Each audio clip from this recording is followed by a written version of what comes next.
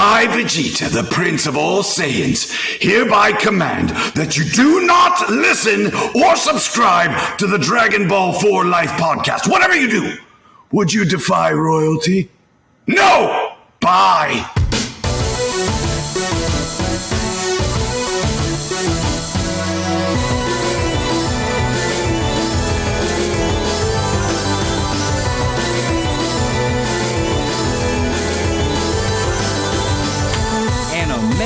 We have your attention, please, and welcome to another special episode of Dragon Ball for Life, presenting Fans for Life, where we celebrate all things fan animated DBZ content. Well, DB content, not with the Z, because this is technically a GT property right here. But this is chapter 2, right? This is chapter 2 of our boy Toyataro, aka Toyble at the time. Who knew? We weren't ready. He was ahead of the game. But as always, we are your host, the Fusion Dance Dons, aka the Mangas, aka the deadliest backcourt in the podcasting game. I go by the name of Brojita, the Prince of all Saiyans, Mr. Matthew Porter, aka Matty Ice, here with my counterpart, the Oob, to my Majin Buu, my Den Day One, going from the lookout to the cookout of Mr. Troll Trav. Talk to the people, Trav. You know who it is. It's the kid Troll Trav. It's him. And I stay chilling and love thy women like Krillin. He does love her. And you know, Matt and I, we talk a lot, but like I said, I stay in the cut like Mr. Toybot. So hey, I'm saying, and we here. I'm fucking with it. No, but for all you lifers out there, the last week's review, there was a lot of disposition, a lot of new characters. Yeah. I mean, even Mikey said, you know, this was his first time hearing about Dragon Ball AF, and like the one thing that I was envisioning with the Fan for Life segment is that we want to be able to showcase this type of stuff, because who knows when the next Toyataro is gonna be involved with a future Dragon Ball project. So hey, and some of this fan shit is just dope. So why not talk about it? Dope AF, double entendre. Don't ask him out. Keep them going. Keep them going. Dope AF, knowing the name of this episode. Yes. got it early. But last week, Trav, you so eloquently kind of broke down the entirety of the chapter, and we kind of put our anecdotes in it as we do. Chapter 2 is probably going to be a lot less explanation and more just me and Trav's deep dive in it, because as you will see in this episode, and if you have read it or are planning on reading it after this, it's just a fight. There isn't really much talking going on. All the characters that were introduced, a lot of action. All the characters that were introduced last week are the same players that are a part of this week. No new people really are brought in. So we're kind of gonna be less breaking down the chapter and more just kind of covering different influences that we kind of see Toyataro use now in Dragon Ball Super, because there is actually a part that is literally just repurposed in the Tournament of Power. Toriyama, our guy Toriyama, was definitely studying the notes, and he was like, this kid gets it, and he was just like, hey, remember those scenes that you had used before? Right. Let's run it back. Do you think Toyataro came to his whether it was his first meeting or one of his earlier meetings with the DBF manga, or was told to bring the DBF manga, so to pull inspiration, like, I like what you did here. Mm-hmm. Table that for a future time that we could possibly use this. Absolutely. I like to think that he showed up with like his hard copies and just like dropped them on the desk. Right. And he was just like, I know what y'all want. you know why I'm here. So I don't need a business plan. Here's the business plan, and just just hitting the book on his hand like, you see this? See this? you see me hustle hard, stack paper. Hustle. Man, it's you and I were talking about this before we started recording, and it's just because you were asking when did this come out, and it came out in 2000, and so well ahead of its time. Right, just seeing the elements that were pulled from this into the actual Super manga and show. But one thing I did want to then piggyback on what you were talking about our first review, and you know, we definitely gave a deep dive on the chapter. And this one, we're going to be a little bit more free-flowing and a little bit more anecdotal about some things that we're picking out from the chapters. Yes. But, you know, with the Dragon Ball Super, obviously, Super is machine. You know, you can get the free Viz chapters when they release on their website. But also at the same time, too, with these fan mangas, we do also want to provide you guys with a summary of these fan mangas, but at the same time, like, this is a fan manga, and this is not somebody who is with Shueisha, with Toei, who has the backing, who has the money. So we encourage you guys to go out and read these fan mangas. We want to be able to shed light and attention on these artists, because who knows, these artists could be the next Toyataro in a sense, where they get picked up for maybe it's not the Dragon Ball franchise, but maybe it's a different franchise that recognizes their talent and wants to utilize that elsewhere. So, we always say that when you come to the Dragon Ball Super reviews, hey, we don't care if you just listen to our reviews and wait for the anime to come out when it's all animated. This stuff right here, never's a strong word, but is not most likely never gonna get animated. So you might as well go out and enjoy the hard work that these people are doing at the cost of $0. So yeah, just wanted to put that out there. Absolutely, Trev. And one thing that I did want to highlight just about what Toyataro was doing at this time with Dragon Ball AF, a critique or a reoccurring critique that the late great Toriyama, I wouldn't even call it a critique because he knew he forgot about characters, is that he tends to forget about characters. My man's forgot Tien was a thing. It totally forgot about Launch. Launch is RIP. He's just like, oh shit, my bad.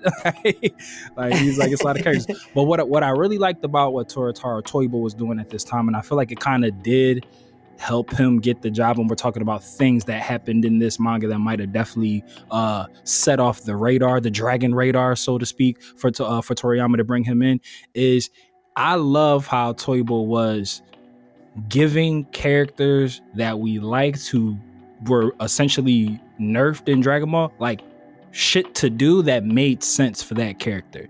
Like this chapter opens up with Goku and PYCON training on, I'm just gonna call it heaven until they call it something else. Yeah, well, let's just say the Dragon Realm, because no, I like that. Yeah, we'll call it the Dragon Realm. So and PYCON was like, for as limited of a time that he was a part of the series, was like a fan favorite, because everybody loves Piccolo. He was very Would Piccolo. You say adjacent. he was probably the most popular filler character? 1000%. I would say. I feel like he's the one character that, like, when you saw non-canon characters become canon in Super, I think there was a large group of people that were saying, well, like, for example, for the Tournament of Power, why that would have been a perfect time to bring in PYCON, even though I did at first I was like, man, why do we keep bringing him back? But then as the tournament went on, I did like the Frieza inclusion. Yeah, I did too. We could have replaced PYCON with Master Roshi, Tien, Krillin. Yeah, exactly. So, so he's definitely a fan favorite, and I'm sure that if he was brought back in some sort of capacity, I don't think fans would be complaining. Oh no, not at all. I would say that fans would be very happy and celebratory that he's back, because like I said, like, I would argue that, again, for his limited time in Dragon Ball Z, with like the pre slice of life Gohan in high school arc and what the Great Saiyan Man arc, I would say a case could be made that if there was a list of most impactful short-term characters, I'd put him on that list. Like, for sure. Like, even with his Thunder Flash and like the fight with the Otherworld tournament with him and Goku, where they both touched the ceiling accidentally, and it was a tie and everything. Just like I said, his weighted gi and the hat, and Goku like having Piccolo nostalgia, just everything about PYCON, his design. And I wonder if Hit was kind of meant to take PYCON's place, like in terms of like that otherworldly character who's just too cool for school that Goku just develops a mutual respect for, because like their designs are very similar as well, and he kind of like fills that role, but Hit got to keep coming back, so worked out for him. So but what I was saying is, like, what Toyble was doing, like him having PYCON go as Goku's training partner, I would honestly deep dive and have preferred it to have been Piccolo. I just think that would have made sense, because Piccolo's just kind of like stuck in the HFIL. Right, And if right. Goku's gonna go to the dragon realms, clearly he's breaking the barriers of like the dimension that we know. It sounds like he got some pull with Shenron. Shenron could have been like, yo, my guy, come on, pick. Like, Right. we out, bro. Pick up the sticks, pick. Yeah, pick up the sticks, pick. We out, bro. but I like that PYCON was used. And then we'll touch on it when we start to get there. Also, a gigantic thing that is a point of contention that we talk about all the time. He actually lets Kibito Kai be a fucking gun. Like, instead of having to just be a fucking bitch out here. Like, he actually takes action and is like, look, this is my mess. It's a part of my mess. It involves another Kai. I'm gonna have to step in. And so him taking his job seriously for once, we've been asking for it. We've been calling for it on this podcast. And, hey, Toyataro, maybe, he was seeing something. Maybe he was seeing something here. Yeah. Even him, like with Tapion and his brother, whose name I always forget. I know. I try to pronounce it, and then I'm like, Mimosa. Yeah, the bull Mimosa. We're just gonna call him Mimosa. Yeah, Mimose. Young Mose. Young Mose. Young Mose. Name of this episode. Tapion, tequila, and mimosas, man. Young Mose, dope AF. Name of this episode. Tequila and Mose. Yeah, even though they're like not canonized, but even having them in the show, I do wonder. I'd be curious to know where Toyble, like, so Tapion and Mimose exist in this story. So if this is a continuation in GT, I wonder how them not being canon characters from the movies, like how they ended up on the Kai's planet. Because if my memory serves me correctly, at the end of their movie, they just kind of like just go off. Like he gives Trunks the sword and it's just like, all right, I'm out of here. So like, I wonder how they ended up on the Kai's planet. That's just me kind of overthinking it. But I mean, maybe we can say that in this universe, Supreme Kai, well, Capito Kai still is actually was doing his job and was checking planets of useful Kai and training candidates and was like, oh, these guys seem like they. I mean, he does look like he could. Yeah, the hair. I was gonna say, he looked like he could be a future Kai.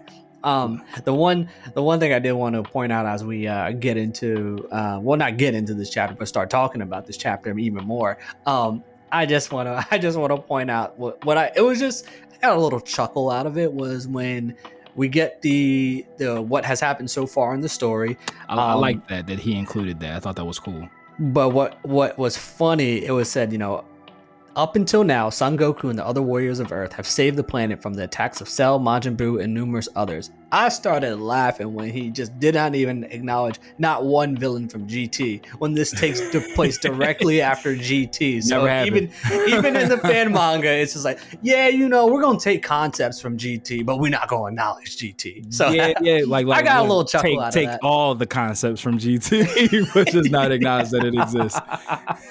Oh man! And then I do want to then, the cover that we have here. This is Tablos' gi that was in the infamous Dragonball AF. And in his sparring match with PYCON, we see a little glimpse of Super Saiyan 5, because when he transforms to ensure his victory, look, you see that you see the eyes, but the hair isn't 4. Like, it's not Super Saiyan 4. And the skin complexion is a little bit tan because in the Super Saiyan 5 designs, it looked like they bronzed a little bit. and you got that self tanner. right.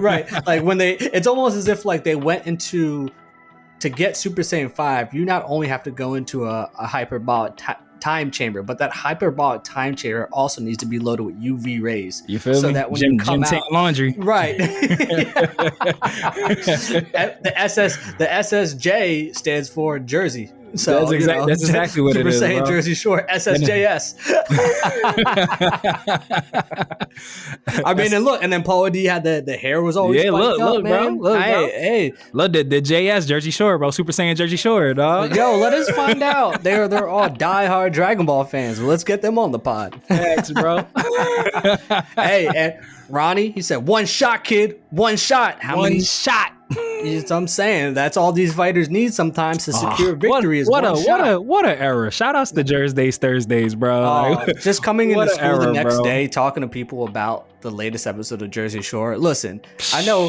Sometimes on this podcast we date ourselves, but the kids are never going to understand the day of watching a live show, or not a live show, watching a show that is coming on at one time on a specific night that the whole world is watching, and you come back the next day recapping it with your homies over lunch. Dog, you during that era, you planned life around Jersey Shore on Thursday. Hell yeah. Like, you was just like, all right, Jersey Shore starts at 10. I could still get a little thirsty Thursday in, then I'm gonna go home, get my Thursday on. Make sure I got my natty daddies ready. If you didn't like reality TV, you still watch Jersey Shore. Oh, 1000%. I'm not the biggest fan of reality TV. Like Real World and The Challenge are my shits, because that's like nostalgia, especially The Challenge. That's my shit. Shout outs to CJ. Come on the pod, bro. I don't even know if you like anime. Just come on the pod. But reality TV is not my shit. But Jersey Shore, bro. It was an era. It was an era, bro. Their own era. I ain't gonna hold you. I'm a little sad that like I didn't get as reinvested with like the family reunion, because it's like, what a tangent. Jersey Shore coming back so many years later and actually keeping the entire original cast intact. I don't know many shows that have done that. Like when they reboot and relaunch, and especially this season now that Sammy's back, and then Ron's bro, returning. And Angelina, like it's crazy, yo. Yeah. Like part of me is just like, all right, I need to buckle down and really get locked in, because I'll be watching like the clips on YouTube and shit, and I'll be like, oh man, Jersey's back. Like let's go. It still brings back a nostalgic feeling. It does. Yeah. It does. I mean, everything else is bringing their shows back, so fuck it. Why don't we indulge there? I mean, it's to bring it all home. Dragonball AF is just a nostalgic feeling, bro. Hey, to bring it all home, as we always do. Having the Kais on the world and everything. I really like the part where the Grand Kai talked to Elder Kai, and he was just like, "Oh shit, that was him." He was like, "Wait, I was mad informal. Like my bad." Well, what was also funny too was that he did not know who Shenron was. He said some weird dragon. Some weird dragon. Yeah. I mean, so hey, at least in terms of some shit just not making sense and what the Dragon Ball characters don't know in their fictional world, Toyataro got that down too, where it's like you're reading that and you're like, why the hell would Grand Kai not know or recognize Shenron? So or know who the Supreme Kai was. Maybe he just couldn't recognize with the fusion between him and Kibito, but when they fused, he still retained Shin's voice. Exactly.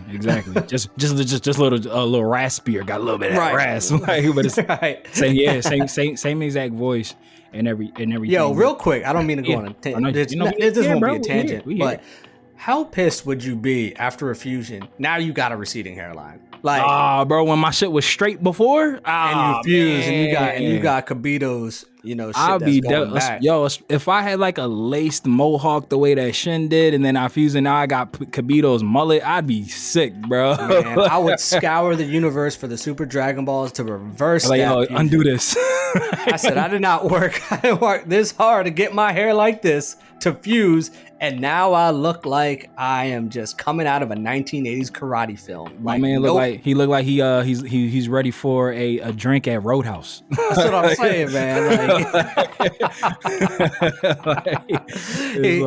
He looks like he's gonna be playing at the next open mic with him and his fellow dads, like pop punk band that they've reignited.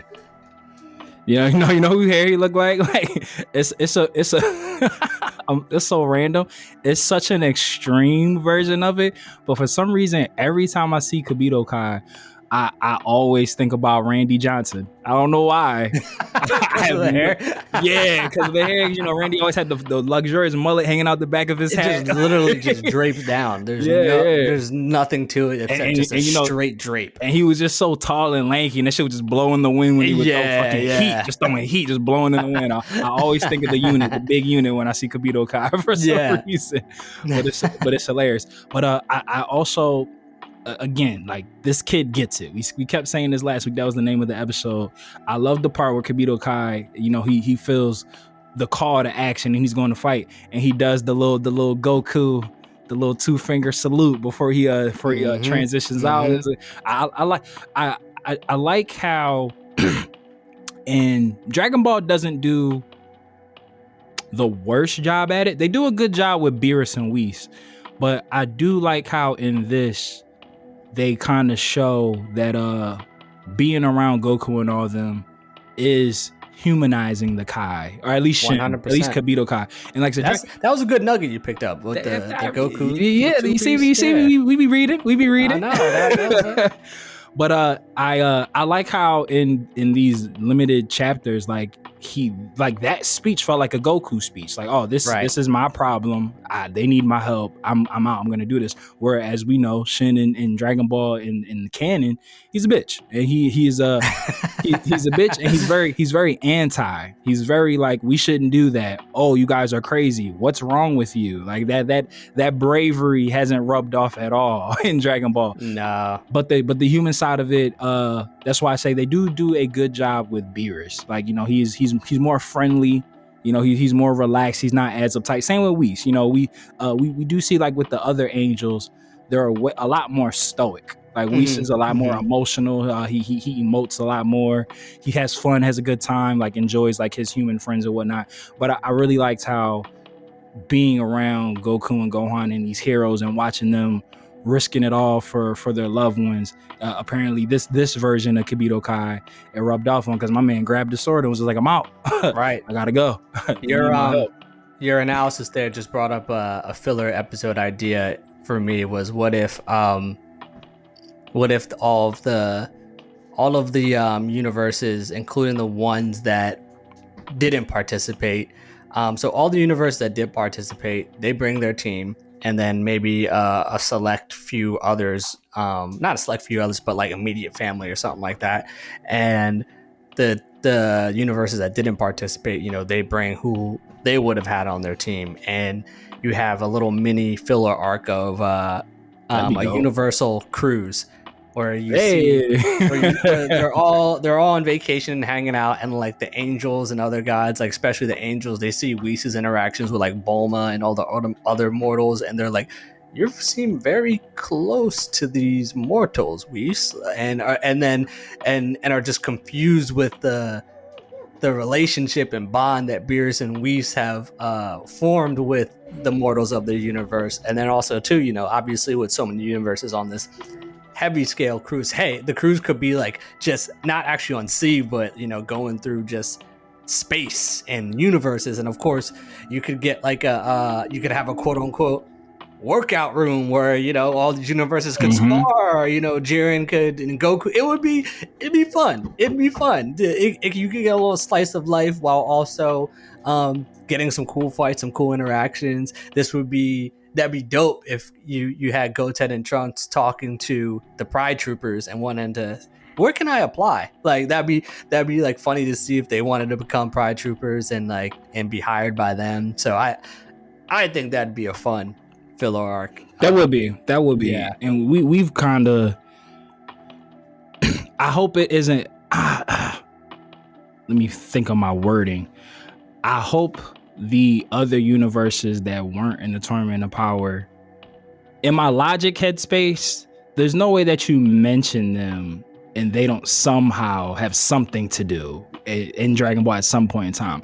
Right. But that happens sometimes in Dragon Ball. I know. So my biggest fear is that we got introduced to all those universes in the Tournament of Powers and we don't get any sort of like additional exploration in them, backstories, side stories, whatever. Yeah, I could see them. They could do so much. I could see them just giving us Kaba stuff again, like Kaba and Kefla, and I could. And Kale. I mean, at least start with Universe 6. Yeah, I'd be afraid. See, it's tricky because it's like Vegeta made the promise to train them, and he wants to see what they're playing. What they're saying. I mean, that's like an alley-oop. 1000%. So it's just like I could see Shueisha like in Capsule Corp and the new Capsule Corp and everything. I could see them just giving us that and being like, all right, we gave y'all this. Don't worry about the other universes. Right. Or that in the Pride Troopers, because Jiren seems like he's going to be like a permanent fixture in Dragon Ball. And Right. I would love, hold up. What if part of, and we will obviously cover chapter 103 with our girl Bex. Shout out to Bex. The member of the Trio of Danger. I would really love if maybe Broly gets to a point where he does have his shit under control, but he's just kind of like nerfing everybody, and they call Jiren up like, yo, we got somebody for you, bro. I got something. Yeah, like, all right, to the car. I got something for like, you. or Kale. Wait, which one's the crazy one? Kelfla or Kale? I always get them mixed up. Like, Kale. which Kale? Yeah.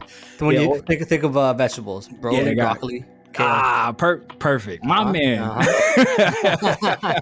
But yeah, even cauliflower. Yeah, exactly. Even having her come in as part of, like a home and away training type situation, because then that's Vegeta still keeping his promise, but that you saw the Spartan Zero trailer. That's what I'm saying. Clash. I'm just saying, don't put it out there if you don't give the people what they want and then not give the people what they want, bro. Like, I just feel like that would be super, super dope to have that interaction happen. That'd be cool. I did want to point out for one of my first details that I'm going to be extracting from this that obviously was applied to a later arc in Super. So when Capito Kai arrives, West Kai is like, it's the East Kai, and then he's like, I thought you were dead from the fight from Majin Buu, and she's like, nope. I love how that explanation like fucked him up. He's like, what? Like, it wasn't some crazy, oh yeah, Babidi let me live and I've been on their team this whole time. It wasn't like, no, it was just like, no, I didn't die. I was clinging on to life. And he's like, what? You didn't die? and the first correlation that I have from here, which also leads to another one that I'm going to talk about, is that, we have someone who was in the fight with Majin Buu, who is now returning at a later time. And then obviously we have the Moro arc where, you had the Grand Supreme Kai who fought against Majin Buu, then obviously absorbed and merged. So that's why he had, Majin Buu absorbed him. So that's why Majin Buu had the fat form, because it represented the Kai's form. And we see this where we have, you just reminded me of something. I appreciate you. No, I got you. We see something that correlates back from the Majin Buu fight, but then the second like sort of little story detail that I'm pulling out, and for those listening about, you might be retrapping, whatever. Like he got picked up by Toriyama, so I'm talking to them. Right. So, but the West Kai goes on this rant about how the Kais had been them being, deities, and in her own words, the apex of the whole universe. Mm-hmm. They should be the one with the ultimate power, which once again, this literally is Zamasu. He's pissed that mortals have strengths of the gods, where he's like, that doesn't make sense to me. We are the ones that should have the strengths of the gods. So let me infiltrate a mortal's body and take that back. And what does the West Kai do here? She procreates a mortal body that has the powers of a god, but is obviously half god too. Yeah. So, man, forecasting. But what did I remind you? Because I don't want you to lose that. No, I appreciate you. So, kind of going back to my original point of what I was saying about, I like how Toyble was reintegrating past characters in a logical way, where it's just like, oh yeah, of course they would be doing that. We see that again in the Moro arc, where he brings back the Kais that were battling Babidi and stuff, and we get like the I forget what that Kai's name was. What was his name? Like the Boo's Kai, the Fat Boo Kai. I don't know. Wasn't that because the Grand Kai is the one that was like with PYCON and Goku, but I can't remember what that Kai's name was. Like the Boo Kai. I thought it was the Grand Supreme Kai. The Grand Supreme Kai, the Grand Priest Kai, or the High Priest, something like that. But while you look that up, they probably all didn't have a hierarchy at this time. They were just going by this shit. Yeah, facts.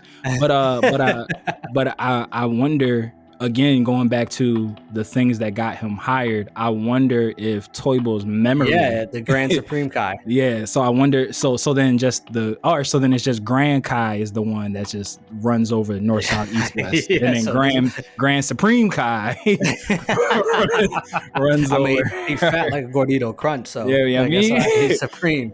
but that was a character that we were introduced to in the Majin Buu saga to explain why Buu was a bit pacified and got weaker. But then we see how important he really was in the Morrow arc. And I would like to assume that was probably a Toyataro thing. Like, hey, we got this whole well of characters that haven't been used again, and they had very limited backstory, so we could essentially do anything with them and then not break canon. I would like to think that this early groundwork from way back in 2000 was like, oh shit, this guy knows the lore, he remembers characters, and he's able to use them in a place that would logically fit their character. So it's just like, I like seeing that. Like he was reminded of his exactly.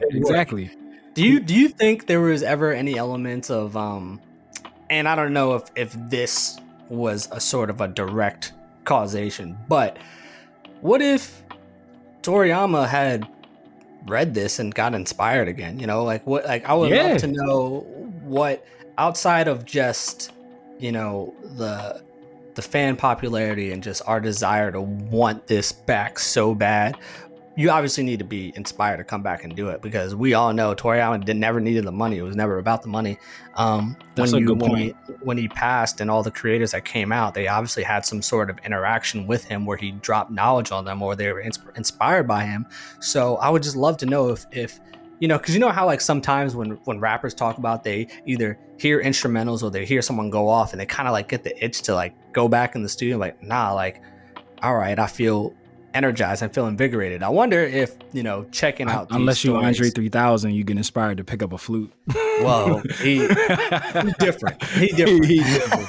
Shout out to 3 Stacks. Yeah. So yeah, I mean, that's something that, you know, one day when I'm at the pearly gates, I can ask Toriyama myself. But yeah, because and we've talked about this. That's actually a really good point. I like that a lot. We've talked about this, that us on in the Western Hemisphere, we got Dragon Ball way after, like super late. Like Dragon Ball Z in its original run ended in like 97 or 98. Like the Majin Buu saga like ended 97 or 98. I would take a shot in the dark and say that Dragon Ball Z ended here, probably like maybe like 05, 06, 07, like somewhere in that range. So it's just like, for us in the States, the gap between the end of Z and Super was a really long time. It's even longer over in Japan. Like he was done in the 90s and didn't do shit, like nothing. Like, cause he didn't do nothing. He had nothing to do with GT. He was just like, y'all do that, I ain't touching it. Like he was very uninvolved with the movies. He's like, I'm provided like concept designs and stuff like that. Yeah. But yeah. So it's just like story writing. I don't. Yeah. No. That wasn't really so basically his involvement. From like 97, 98 to like what, 2015, 16, something around those lines, whenever Super started, like he wasn't doing nothing with Dragon Ball. So I like that question that you just presented. Like, I wonder if, yeah, like having Toyble, that the young pup, like reinvigorated, like his, like, you know what, let me get back in the lab, yo. Like, let me get back in the lab. And we've both said, you know, like, he's been such a mainstay in our lives, and he's always been such a hermit that he's just felt old even back then when he would have been in like his 40s. Right. So it's just like him being 68 now. I never viewed him as young. Yeah, that's what I'm saying. I've always viewed him as old. So I would imagine like, yeah, like 10 years ago, like when he's getting that itch again, like he was still like in his like 50s. Like, you know, yeah, he was still late young, late 50s, early 60s. So he's like, you know what? I still got a lot left in the tank. Like, I got this young whippersnapper nipping at my ankles. Let me get back in the lab, yo. Let me get back in the lab real quick. And he took the AI approach, not AI generated, but Allen Iverson, and actually embracing the young talent. Yeah. We see a lot of OGs in rap, basketball, like that have a tendency to not open the doors for those the young gatekeepers. Talent. Yeah. And Toriyama, you know, he saw this talent and was said, look, there's going to be a day where I can't do this full time anymore, and I know that this franchise, my story, my words, my characters, they mean a lot to people. And obviously if Dragon Ball Super never came back, we would probably just have a million more Dragon Ball AFs. Like Dragon Ball is never going away. Oh, ever. It's never die. It's always like we're gonna be adults. Well, we are adults, but like we're gonna be older, and we're still gonna be some type of Dragon Ball young content. Yeah, exactly. So it's timeless, man. It's timeless. Yeah. And I know, even though there are some dumbass plots, there is still the element that I like think to myself as well of there's still that chance and that well, not chance, like it's probably happening, but new generation of fans are going to constantly be flowing in. And so, you got to strike that balance of like, do we keep it this level of simple, or because look, if it was at some Attack on Titan complexity, you're not getting a younger generation to follow and understand. So that's also a really good point. Or like it's not as daunting a task as a new anime fan who wants to start One Piece. It's like you don't see nothing but a long ass road ahead of you when you want to start. You're like, fuck, over 1,000 episodes, bro. It's gonna take forever. Like, when am I gonna have the time?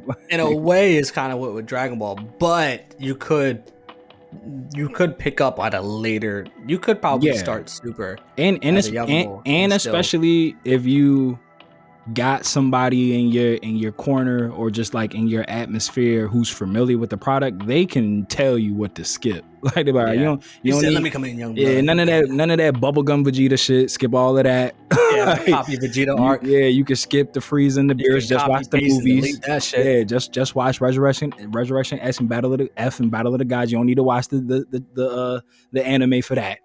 You don't have to watch the chapter, the season for that. And just come in Goku Black and just, temper your expectations. Right. It starts off really strong. For sure. But we're getting to the point of the chapter where there's also another element that you did want to talk about that was literally, you said, pulled for the tournament power. But so just for everyone where we're at, so Capito Kai shows up to Earth. It's looking real dire. He's able to Kai and teleport Gohan to another place. Well, no, he actually Kai Zykor away, then goes back to Gohan, heals him, tells him of his plan, and he just needs Gohan to buy him some time. And Mr. Porter, what is that plan that Capito Kai is about to perform? So he pulls a strategy right off of the Kid Buu saga of, hey, I don't necessarily need you to win. I just need you to distract them. Before I pull the thing that was literally just used in the Tournament of Power, I love how he made Gohan willing to make the sacrifice play on Earth, because I don't feel like that would have ever happened in real Dragon Ball time. Like when Zykor was saying like he's not gonna fire that, it'll fuck up the Earth, and Gohan was like, fuck it, I can just wish back the Earth with the Dragon Balls. I gotta do what I gotta do. Because which also real quick eliminated I forgot, but it did still eliminate that. Oh shit! If somebody dies, they're dead. Well, he said now we could. But to your point, he's never thought like that. Yeah, so I don't feel like him or Goku have ever thought like that. I mean, we've literally seen Goku not think like that in the Cell games when he was at that angle to do the Kamehameha, and they were just like, oh, he's gonna blow up the Earth, and he did the instant transmission warp, John. But it's just like we typically see the Z fighters, mostly Goku and Gohan, but all of them at varying degrees. They try to keep the damage to Earth at a minimum if can. Like they tip. You know what's funny? I never thought about this. Look at how the Z fighters fight when they're home versus when they're fighting on other planets. They don't give a fuck. They give no fucks. You never even see a mention of like, hey, let's go move over to a different. Yeah, like no, wherever we throw hands is where we throw hands. But on Earth, there's literally a point to always get away from the people when they're on Yeah. Earth, like we have to get away from the people. Like let's go here. Like they're always trying to draw them away from the people. That's like a reoccurring thing. But yeah, when they in other planets, they're just like fuck it. The whole granola arc, they fucked up mad cities. Bro, Goku was literally instant transmissioning to different parts, different cities around the universe. mad reckless. And getting they shit fucked up. He said, I don't just walk up into someone's house and grind my feet on the couch. He's like, yeah, I remember Yeah, grinding my feet on Eddie's couch. but I really liked how Gohan was just like, yeah, anything that happens bad, well, we got out. He even mentioned like Porunga Dragon Balls. He stuck to the script that Shenron is gone now. He's just like, oh, we got Porunga. We can wish them. We could fix any damage. I gotta do what I gotta do. But which also highlights the severity of the facts of the fight. But the point that you so perfectly teed me up for, Trav, is we see Kibito Kai's plan is to have Gohan distract him so that he can seal Zykor in the newly reforged Z-Sword, like how old Kai was locked in there. Didn't Beerus put him in there? Isn't that like the thing that happened in Super? I vaguely remember that Beerus sealed him away or some shit like that. He was old Kai was sealed in the Z-Sword by Beerus, and then when Gohan was training with it, he broke him out. But yeah, so I guess they reforged. I find that tidbit funny that that Beerus sealed old Kai away. That wasn't over like a disagreement or something. Yeah, or like a bet. It was something silly. Like it was like something funny. But so part of Kibito Kai's plan is, hold on, I want to say the name of the technique correct. So because I know what it's called in Super, but I forget what it's called on here. Give me 1 second. But part of his plan is he wants Gohan to distract him so he can seal him in the Z-Sword.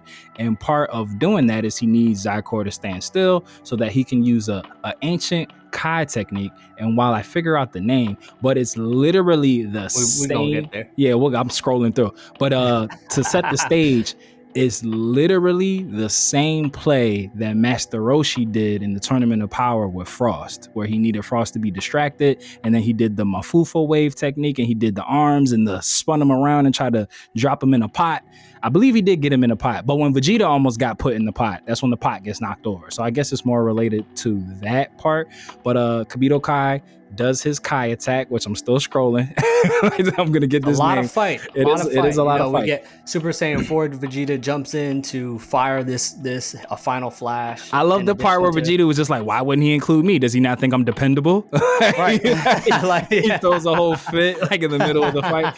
I will say one thing, and this isn't me stalling for time. It was just a critique. It just also happens to help me pass the time by while I look for this name. I did find it hilarious that Kibito Kai's whole plan was predicated on, all right, I need Zykor to be standing perfectly still so I can seal him. When you have Trunks, Gohan, and Vegeta tag team energy beaming him, my man was stationary for the longest time. like he's literally battling them back, like Ki Blast versus Ki, but he's bitching like, oh, y'all gonna jump me? It's 3-on-1. It's like that. Like he's literally he said, it's like he said, wow, you weaklings gonna gang up on me? He said, fight back. Yeah, but like it's crazy how like that whole time where he's fighting energy beams, Kibito Kai could have literally just sealed him right there, but he legit waits until Vegeta, Trunks, and Gohan are so spent that they pass out, and Zykor's just standing there celebrating his win, and that's when he tries to do the Kai Shin Fuha. So even the Fu of the Mafufa which is the Kai Divine Seal Wave. Exactly. I like Mafuba better. Yeah, the Mafuba wave is much better. But if you like you said, like Trav said, we want to encourage you guys to actually support these these pieces of art. They're masterpieces, if we're just going to call a spade, and actually go and read these chapters yourself. But if you look at the visual when he does put him in the Kai Divine Seal Wave, it's literally shot for shot, aesthetically identical to the Mafufa wave that Master Roshi was using. And before we had hit record, I was checking the timestamp on when this was dropped, which Trav let me know it was in 2000, because I was trying to figure out what came first, the chicken or the egg. And it would appear timeline wise, we're a bit cloudy on if the Mafufa wave has been used prior to the Tournament of Power. We think it might have been, but yeah, I'm pretty sure the Mafuba was used before. I think Yeah, there's I some. think it might have been Dragon Ball, honestly. Yeah, there's some gray area. I mean, we never ask y'all to push it in the chat. Put it in the comments, guys. Like if the Mafuba wave has been used, y'all follow us on DB4L_pod on both Instagram and Twitter, or Dragon Ball 4 Life spelled out, the number 4 on Facebook. If y'all know that the Mafuba wave was used before, let us know. Teach us something new. So well, how about the West Kai acting like real Shin, like of just kind of just standing there and being surprised that, oh, this is what he was trying to do. Oh, he's able to do that. Oh, you must have been dead for a long time. Yeah. Forget that the Kais could do this. I was about to say it's a Kai technique, a secret Kai technique. So that is hilarious that she didn't think about that. But yes, but he waits until Zycor is not doing anything to try to do it. He does catch him in the wave, but his mom knocks it over. I did also find it. She doesn't specifically say that she's Frieza's mom, but I do feel like Kibito Kai kind of let that get glossed over when she had kind of went on her rant about power and saying like, oh, Frieza was a failure. I would have thought that he would have been like, what do you have to do with Frieza? Like something like that should have been said, but it kind of literally doesn't get, he doesn't respond to it at all. Yeah, I think the whole point was like she was just doing her own thing and no one knew about it, which is still crazy. Yeah. But I mean, it's a fan manga. True. So, I mean, true. Who are we? From 2000. So mad shit that we know of now hadn't even taken place yet. Right. And so, the chapter ends with the West Kai able to divert the in this case the Kai Seal Supreme Divine Seal Wave, whatever, the Mafuba, and is able to prevent it from Zycar getting sealed. But then the chapter ends with Gohan picking up the Z Sword, still in his base form. Great callback to the Majin saga. Because we never really get to see Gohan cook with the sword because he breaks it. Exactly. So I'm excited. I do also really love the something that I thought was really cool, and it was just on some this kid gets it. I love when they're doing the energy beam struggle and Gohan calls out to Goku. He's like, Dad, I need your help again, like the same way that you helped me with Cell. And Goku kind of senses something, but he's just like, oh no, I'm fine. And I love how the Kai, Elder Kai, kind of says like, oh, like your dad is in a different plane of existence. Like these cries for help aren't going to make it to him. Like I can't even reach him. I really liked that detail that he to have a reason for Goku not to be able to get there really quick because he doesn't know what's going on. I thought that was a really nice touch. Chef's kiss. Great. Make these boys earn it. Exactly. And I also, again, going back to my core reason is why I feel that Toyble, soon to be known as Toyataro, got brought in is just his commitment to having the characters that we care about do meaningful shit. Like I love how Trunks moves in his manga, like him jumping in and actually like helping out, like with the energy beam struggle. Like I feel like in regular Dragon Ball canon, it would have been like a one-liner or a funny joke, or let me help, and just get swatted away type situation. Or like his contribution wouldn't have really been impactful. It's like, oh, flies on my back, like type time. But he got swolled up. He looked like like ascended Trunks fighting Cell out there, right? throwing the he put that UPS outfit to work. Big facts. Big facts. But Trav, you kind of been speaking it in volume, just reading through these chapters. And again, I'm very happy that I don't remember any of this shit because it feels like I'm reading it again for the very first time. So it's fun not knowing what's going on until we're about to like do these reviews.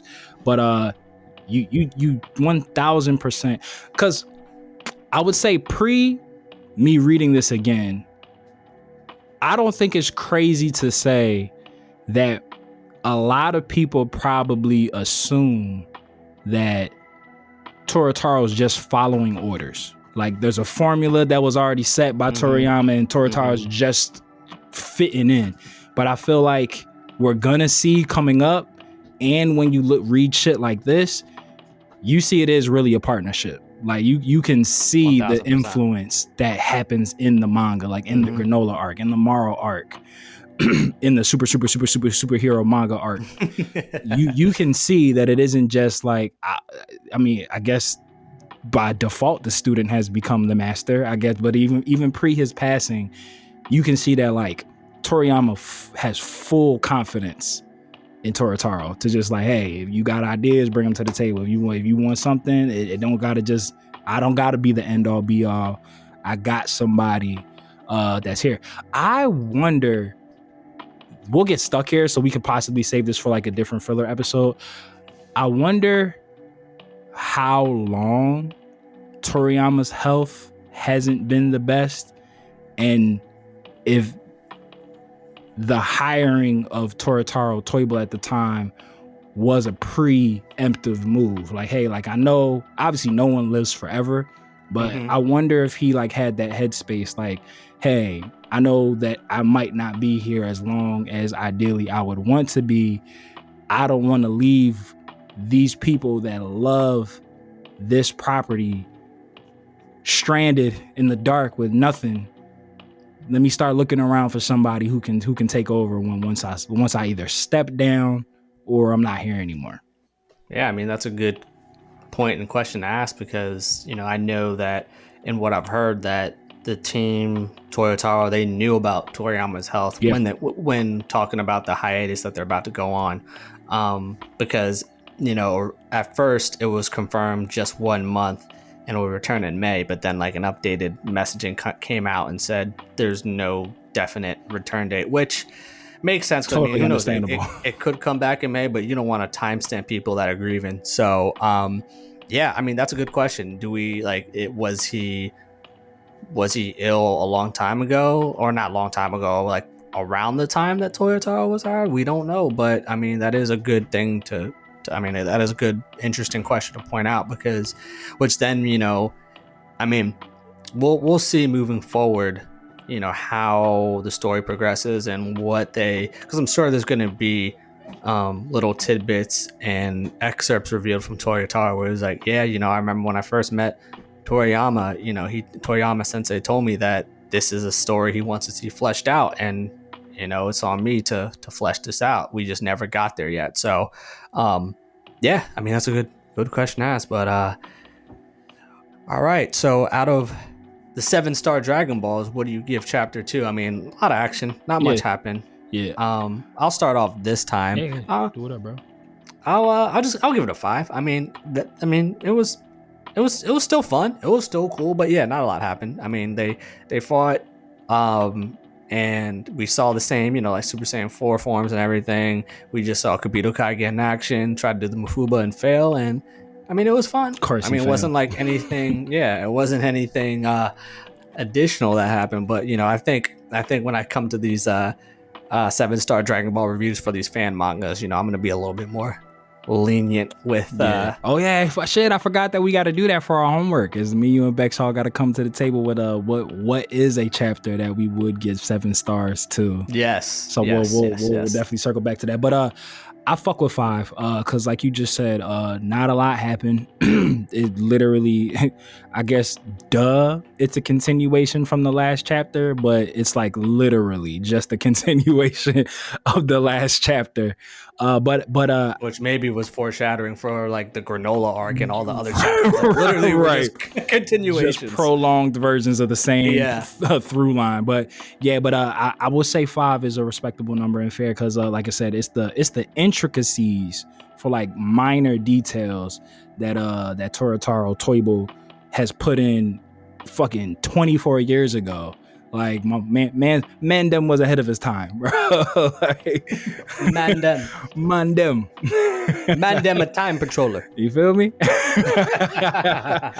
On the road. Smash. Well, my good brother Trav, before we close this bad boy, y'all, you know I always let to leave a spot for some Trav's words of wisdom if you have any, good brother. You know, I don't for this episode. I try to think about it, but you know, I could come up with something right now, but you know, I don't know if it would make sense. I don't know. He said, "Hey, smoke weed every day." If you can do what? As long as you want to stay fine, ensure that you protect your hairline. There we go. See, I told you, I got something for y'all. Oh man, well, lifers, we call you guys the lifers because you quite literally put the L into DB4L, and we know that we cannot build this spirit bomb without you. So lend us your energy. by way of likes, subscribes, listens, 5-star reviews, and all that jazz. And the easiest way to do that is by clicking the all-powerful link tree of might in the episode description below. And like we always say here in the Kame house that Toriyama built, whether you watch it or you read it, we all need it. So open up your nerd eye, and we will see you next time on Dragon Ball for Life. Dodon Red. Shout out to super producer Mikey and Dragon Ball GT. Love my shout outs to y'all. All caps. Insane. And I see the red. Yeah.